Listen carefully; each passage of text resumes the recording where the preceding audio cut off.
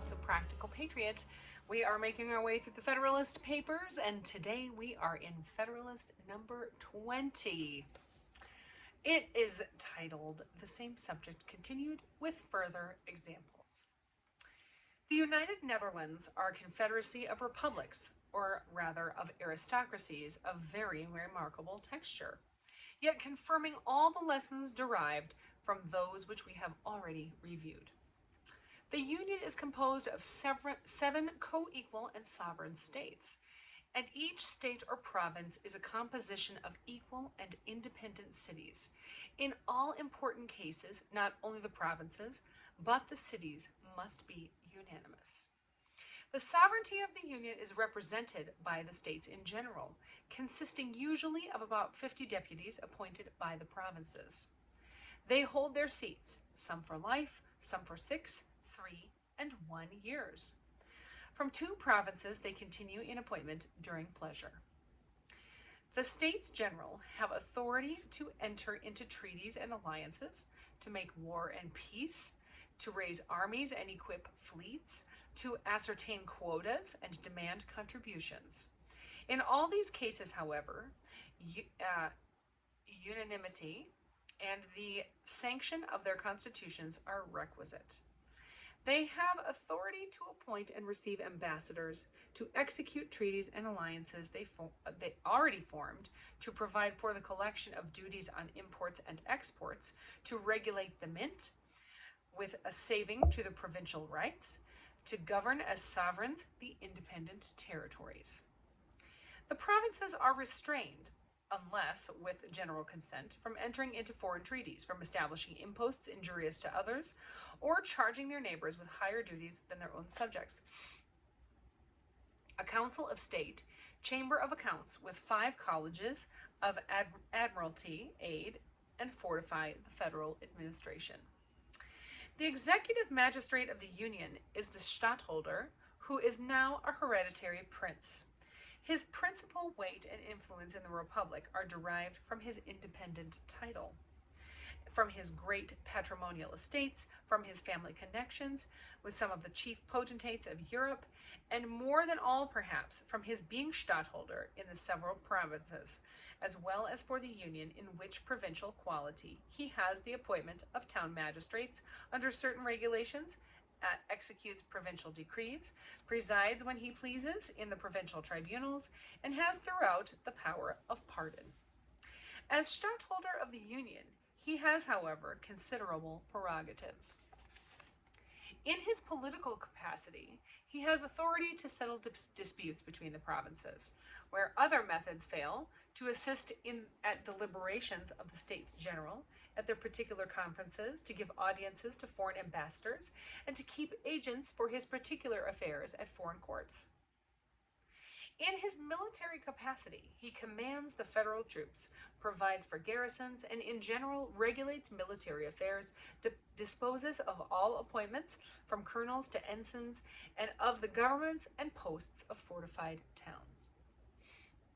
In his marine capacity, he is Admiral General, and superintends and directs everything relative to naval forces and other naval affairs, presides in the admiralties in person or by proxy, appoints lieutenant admirals and other officers, and establishes councils of war, whose sentences are not executed until he approves them. His revenue, exclusive of his private income, amounts to 300,000 florins.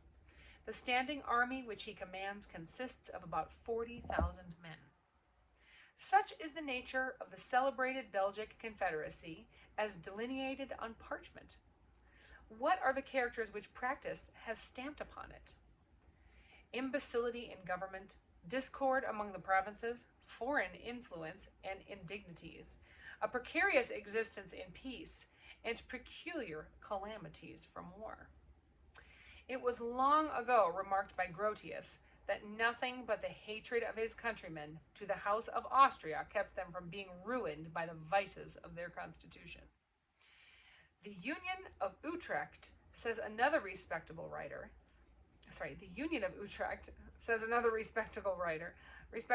reposes an authority in the States General, seemingly sufficient to secure harmony, but the jealousy in each province renders the practice very different from theory. The same instrument, says another, obliges each province to levy certain contributions, but this article never could, and probably never will, be executed, because the inland provinces who have little commerce cannot pay an equal quota. In matters of contribution, it is the practice to waive the articles of the Constitution. The danger of delay obliges the consenting provinces to furnish their quotas without waiting for the others, and then to obtain reimbursement from the others by deputations, which are frequent or otherwise as they can.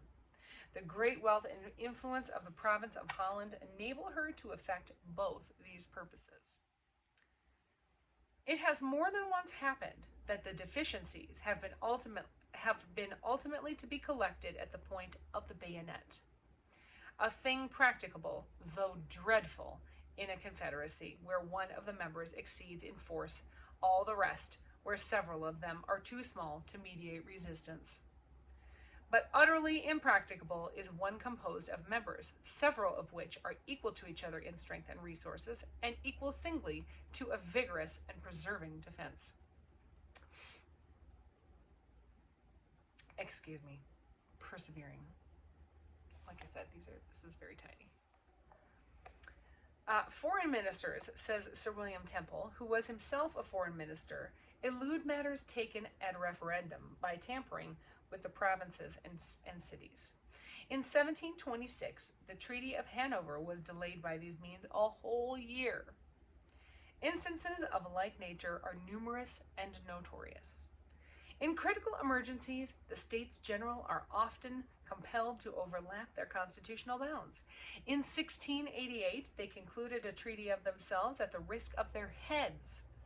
The Treaty of Westphalia in 1648, by which their independence was formally and finally recognized, was concluded without the consent of Zeeland.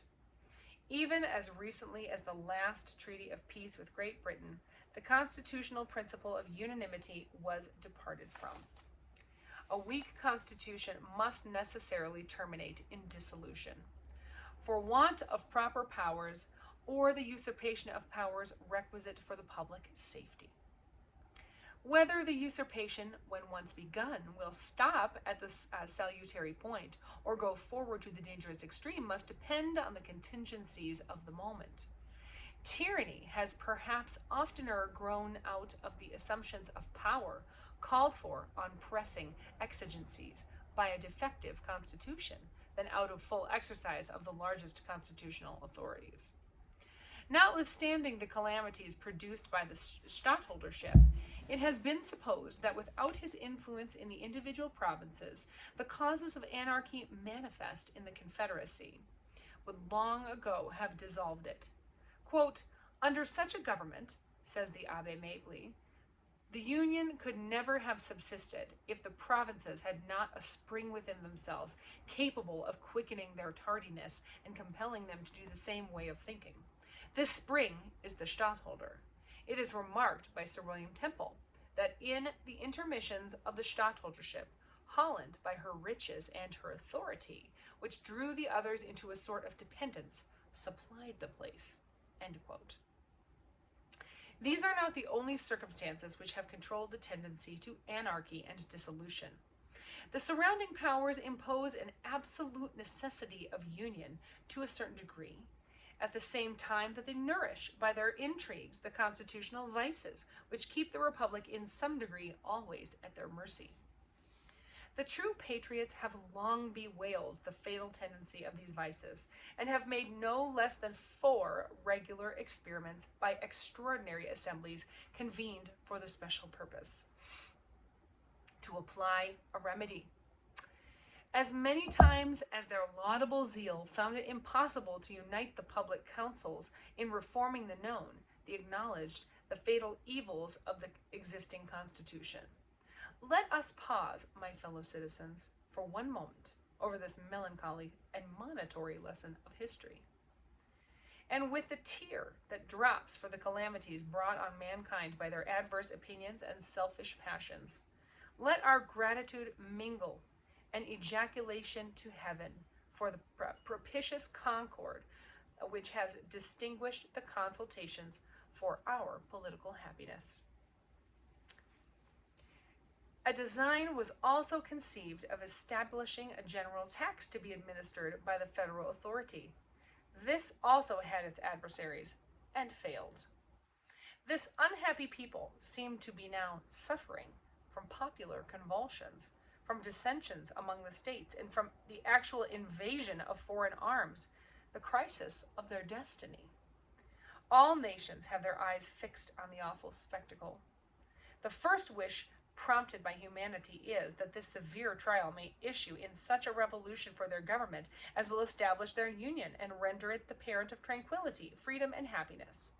The next, that the asylum under which we trust the enjoyment of these blessings will speedily be secured in this country may receive and console them for the catastrophe of their own.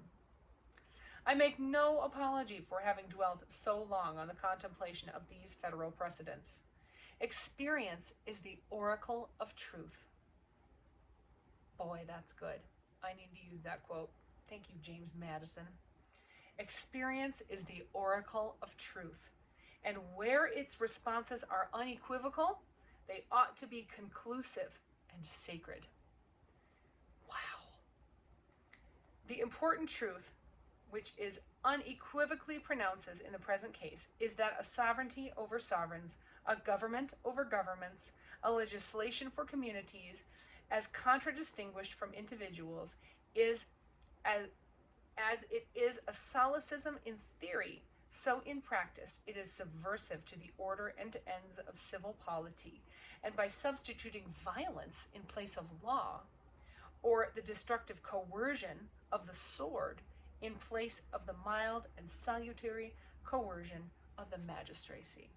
December 11th, 1787, James Madison. Thank you so much for joining me this time. Next time we will read Federalist number 21. Be blessed and stay free.